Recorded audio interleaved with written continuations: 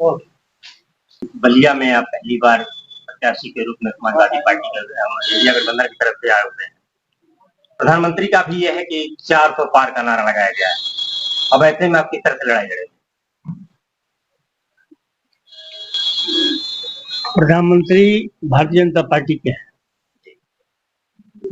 उन्होंने जो 10 वर्ष में काम किया है वो कहीं से नहीं लगता है कोई देश के प्रधानमंत्री। अगर इस हिंदुस्तान में सबसे अधिक 15 लाख करोड़ रुपया माफ किया गया होगा तो किसी किसान का माफ नहीं हुआ है। वो उन लोग लेकर के गए हैं या उनका माफ हुआ है जो हिंदुस्तान के कुछ चीने गुने लोग हैं जिन्होंने आपके पैसों पर सो आराम कर रहे हैं। भारतीय जनता पार्टी की बात करते हैं, भारतीय जनता पार्टी के प्रधानमंत्री की बात करते हैं।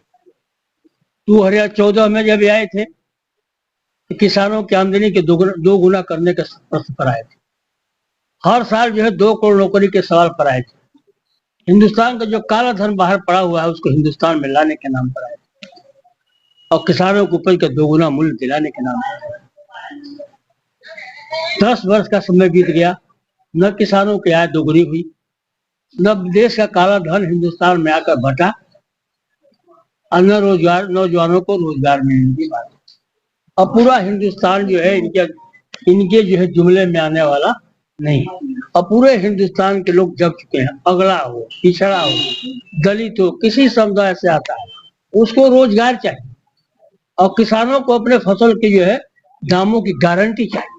नौजवान को जो हाथों में रोजगार चाहिए। इस सवाल पर जो है व्यापारियों को अपने साथ हो रहे न्याय के प्रश्न उसको न्याय चाहिए। तो चाहे अगला हो, चाहे पिछड़ा हो, चाहे दलित हो, चाहे व्यापारी हो, चाहे नौजवान हो, सभी लोग इस बात के लिए इस बार लामबंद हो चुके हैं कि आने वाला 2024 का जिस परिणाम आए वह जो है पक्ष, वो जो इंडिया गठबंधन के पक्ष में है।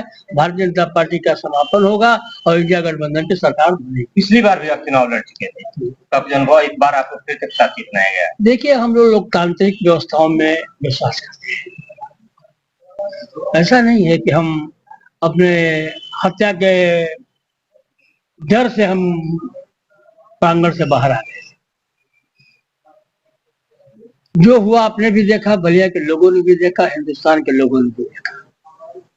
हम तो आपके जीते हुए प्रत्याशी थे, लेकिन इस हिंदुस्तान में जो संस्थाएं होती थी, जैसे आयोग, चुनाव आयोग की बात कर रहे हैं, ये निष्पक्ष हुआ करते थे। लोगों के अधिकारियों के मन में जब आचार संहिता लगता था तो सभी अधिकारी पूरा हिंदुस्तान के डर जाते थे कि अब हमारे ऊपर जो है हुकूमत का डंडा नहीं चलेगा, अब हमारे ऊपर आयोग का डंडा चलेगा।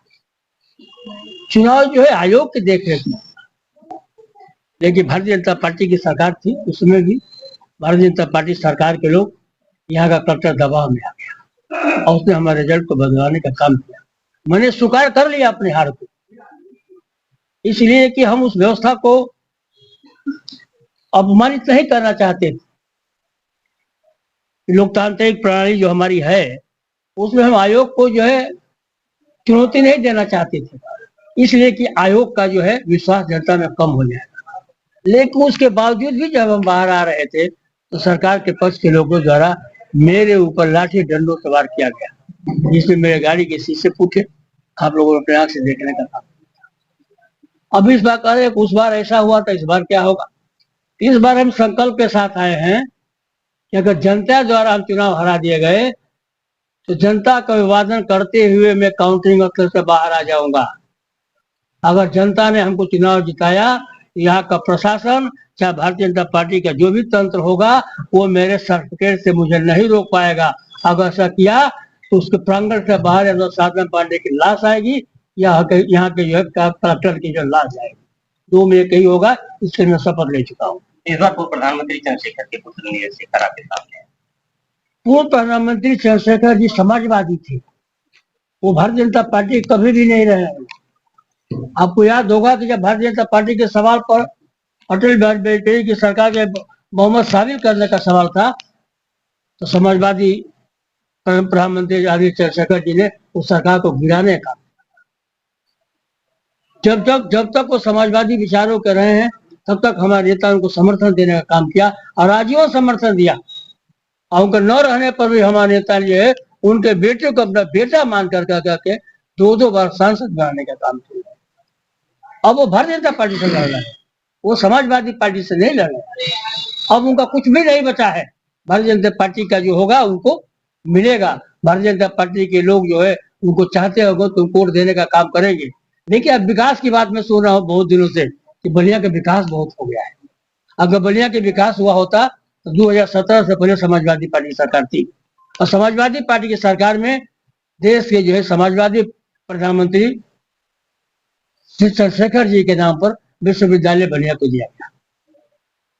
तो श्री चंद्रशेखर जी के नाम पर स्पोर्ट्स कॉलेज बलिया को दिया गया। हमारी सरकार में जो घाघरा नदी पर 2 बड़े पुल दिए गए, हमारी सरकार में जो गंगा नदी पर 2 बड़े पुल दिए गए। उन 2019 तक आदरणीय नीरज शेखर जी समाजवादी पार्टी के सांसद थे और 2019 से लेकर के 2024 तक वो अभी भारतीय जनता पार्टी के राज्यसभा सदस्य हैं। उनकी प्रदेश में भी सरकार है और केंद्र में भी सरकार है। अब वो क्या चाहते हैं और कौन सी ताकत चाहते हैं कि बलिया का विकास करने की बात कर रहे हैं? उनके बस का जो है न बलिया है और न बलिया का विकास है और न राजनीति है।